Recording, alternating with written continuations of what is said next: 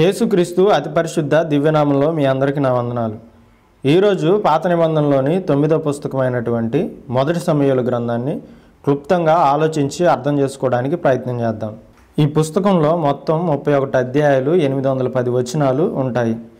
ఈ పుస్తకాన్ని సమూయేలు గారితో పాటుగా నాతాను గారు, గాదు గారు వ్రాసినట్లుగా అనేక మంది బైబిల్ పండితుల యొక్క అభిప్రాయం. ఈ పుస్తకం సమూయేలు గారి పుట్టుకతో ప్రారంభమై సౌలు గారి మరణంతో ముగుస్తుంది. ఈ పుస్తకం ఇజ్రాయేలీల మధ్య రాజరికపు వ్యవస్థ ఎలా ప్రారంభమైంది అనే విషయాన్ని తెలియజేస్తుంది. ఈ పుస్తకం సులువుగా అర్థమవడానికి మొత్తం 3 భాగాలుగా విభజించుకొని మనం చదువుకోవాలి.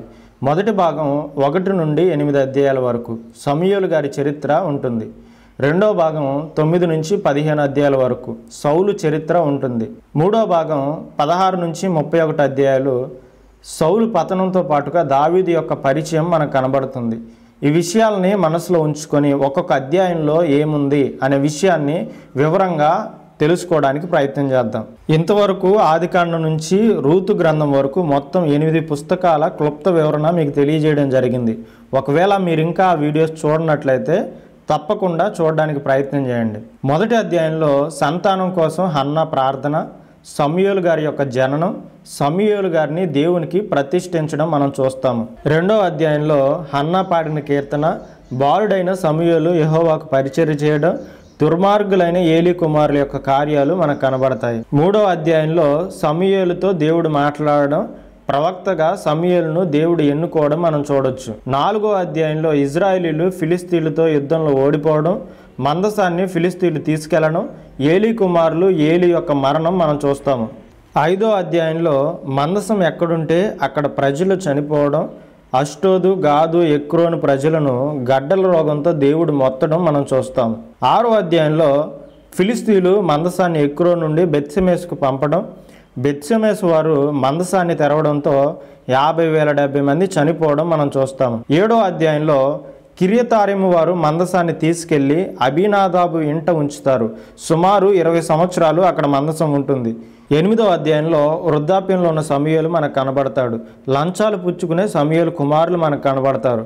తమకు రాజు కావాలని ఇజ్రాయేల్ ప్రజల ఆరాటం మనకు కనబడుతుంది.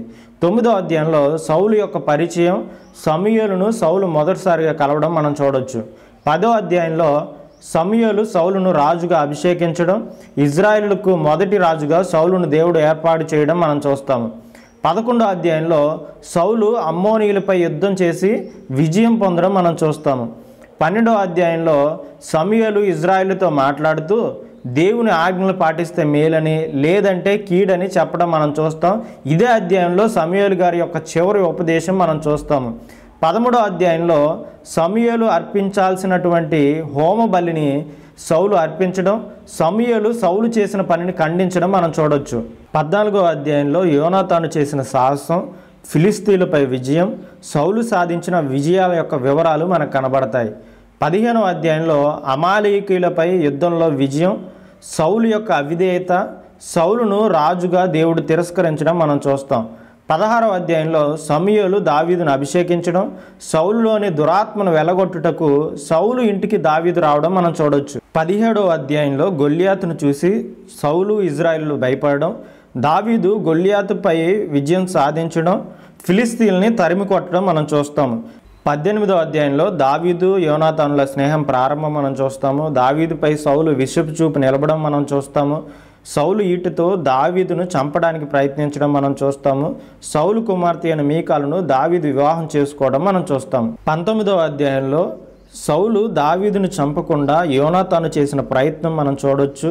సౌలు చేతి నుండి దావీదును మీకాలు కాపాడడం మనం చూస్తాము. 20వ అధ్యాయంలో యోనాతాను దావీదు మధ్య నిబంధన మనకు కనబడుతుంది. యోనాతాను చంపడానికి సౌలు ప్రయత్నించడం మనం చూడొచ్చు. 21వ అధ్యాయంలో ప్రతిష్ఠితమైన రొట్టెలను దావీదు తినడం, దావీదు గాతుకు వెళ్ళి రాజైన ఆకీషుకు భయపడి పిచ్చి చేష్టలు చేయడం మనం చూస్తాము. 22వ అధ్యాయంలో నోబు యాజకులను సౌలు చంపడం మనం చూస్తాము. 23వ అధ్యాయంలో ఫిలిస్తీన్ల చేతిలో నుండి కెయిలా దేశాన్ని దావీదు రక్షించడం, సౌలు దావీదును వెంబడిస్తూ వెళ్ళడం మనం చూస్తాము. 24వ అధ్యాయంలో సౌలును చంపకుండా దావీదు విడిచిపెట్టడం, 25వ అధ్యాయంలో సమూయేలు మరణం, నాబాలు తరపున అబీగయిలు దావీదుతో చేసిన విన్నపం, అబీగైలుతో దావీదు వివాహం మనకు కనబడుతుంది.